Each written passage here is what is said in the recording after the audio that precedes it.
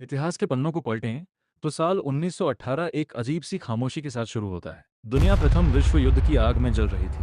तोपों की गूंज और सरहदों की जंग ने सबका ध्यान खींच रखा था, लेकिन किसी को अंदाजा नहीं था कि एक दुश्मन ऐसा भी है जिसके पास न कोई वर्दी है, न कोई हथियार और न ही कोई रहम। इसकी शुरुआत हुई अमेरिका के कंसास की धूल भरी जमीन से। एक छोटा सा गांव जहां एक डॉक्टर ने देखा कि उसके मरीज बस सर्दी जुकाम से नहीं मर रहे। उनके चेहरे नीले पड़ रहे थे, उनके फेफड़ों में पानी भर रहा था, वे अपनी ही सांसों में डूब रहे थे। लेकिन दुनिया व्यस्त थी।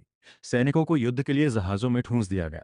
एक बीमार सैनिक से दूसरा, दूसरे से 10वां और फिर हजारों।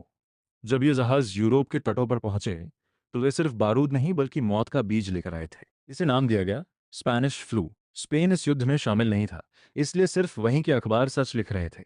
बाकी दुनिया ने अपनी जनता से झूठ बोला ताकि युद्ध का हौसला ना टूटे। पर वायरस झूठ नहीं बोलता। 1918 की वह पतझड़, वह सबसे भयानक थी। इसे बैगनी मौत कहा जाने लगा।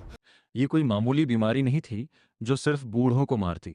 ये सबसे ज्यादा उन युवाओं को निशाना बना रही थी जो अपने जीवन के सबसे सुनहरे दौर में थे। शहरों में सन्नाटा पसर गया।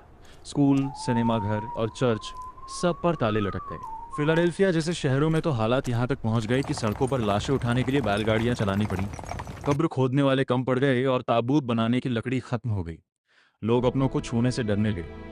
दोस्ती, प्यार और इंसानियत सब एक मास्क के पीछे छिप गए। पर जैसे ही साल 1919 ढला, यह आग खुद ब खुद शांत होने लगी। वायरस को अब और शिकार नहीं मिल रहे थे। जब धूल जमी और हिसाब लगाया गया तो आंकड़े रोंगटे खड़े करने वाले थे। 50 करोड़ लोग संक्रमित हुए थे। उस वक्त की दुनिया की 1/3 आबादी। 5 से 10 करोड़ लोगों ने अपनी जान गंवाई। ये संख्या प्रथम विश्व युद्ध में मरने वालों से कहीं ज्यादा थी। इतिहास ने इसे भूली बिसरी महामारी कह दिया, क्योंकि ये युद्ध के शोर में कहीं दब गई थी।